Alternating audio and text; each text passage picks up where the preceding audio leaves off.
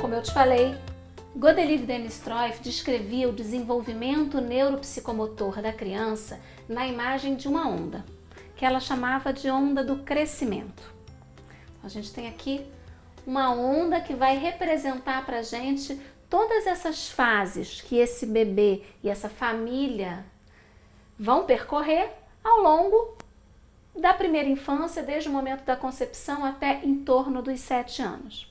É nessa onda do crescimento que vão ser estruturados, construídos e organizados cada um dos elementos constituintes da personalidade, né? É o que os psicanalistas vão chamar de construção do ego, construção do eu, né? A organização desse indivíduo, porque quando um bebê nasce, ele ainda tem um aparelho psíquico totalmente imaturo, assim como ele tem um corpo totalmente imaturo. Ele se movimenta somente por reflexos, ele ainda não tem o movimento voluntário estruturado.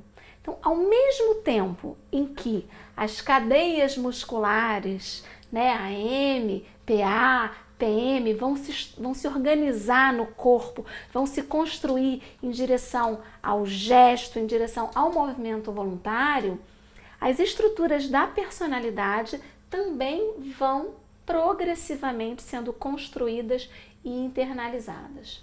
A gente vai ter essa onda do crescimento que ela vai sempre precisar ser construída numa ordem precisa.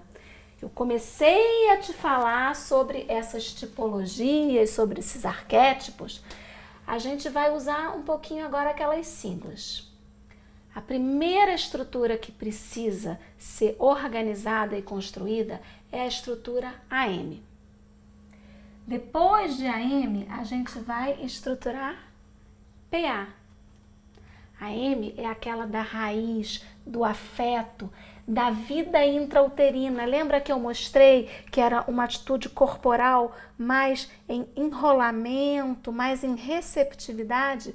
É a atitude do bebê dentro do útero materno. É a atitude que ele vai precisar manter como postura predominante pelo menos nos 3 primeiros meses de vida. Vamos falar muito sobre isso ainda. A questão dos marcos do desenvolvimento, vai rolar, vai arrastar, vai sentar. Tudo isso vai acontecer ainda nessa fase AM, que dura até mais ou menos 3 anos de idade.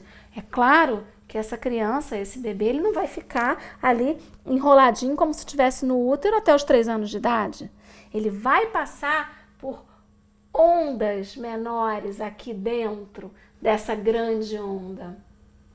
Mas é importante que a M, que é essa estrutura de centramento, essa estrutura de aconchego, essa estrutura de casulo, ela seja a estrutura predominante nos 3 primeiros anos de vida. É uma época em que todo o toque, o contato, o mundo sensorial, o olhar, tudo isso vai ser de extrema importância e a gente vai desenvolver com mais detalhes nas próximas aulas.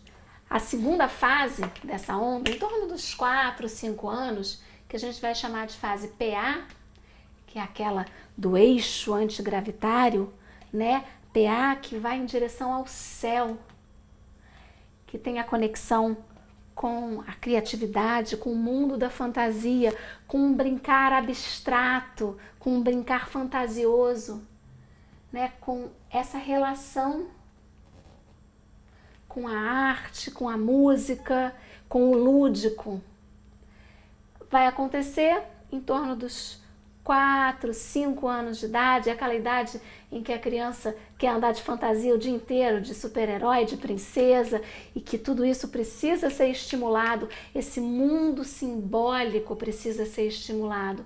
Enquanto aqui no AM é o mundo sensorial, é o toque, eu construo os meus contornos corporais, eu construo a minha matéria corporal, e a minha estrutura interna de confiança, de autoestima, onde eu vou poder finalmente dizer eu sou, eu existo em um corpo. nessa fase eu já vou para a construção do mundo simbólico.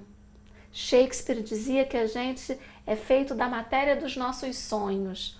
O mundo simbólico, ele é profundamente estruturante para nos construir como humanos, porque na verdade o que nos diferencia das outras espécies é, sobretudo, nós sermos dotados desse mundo simbólico. Nós somos capazes de metaforizar, de simbolizar, de ter esse mundo da fantasia, que também nos próximos capítulos nossos aqui nós vamos desenvolver com mais detalhes.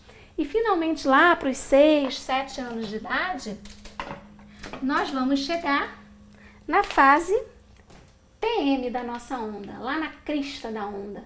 E é da crista da onda que a gente pode se lançar para os desafios. Na crista da onda, a gente vai realizar coisas, construir coisas na vida. É na crista da onda, 6, 7, 8 anos, que a criança vai aprender a ler, escrever, ela vai para a escola, ela sai da escolinha, né, que a gente chama, a educação infantil, em geral a gente chama de escolinha, aqui não, vai para a escola de menino grande e vai se deparar com a realização.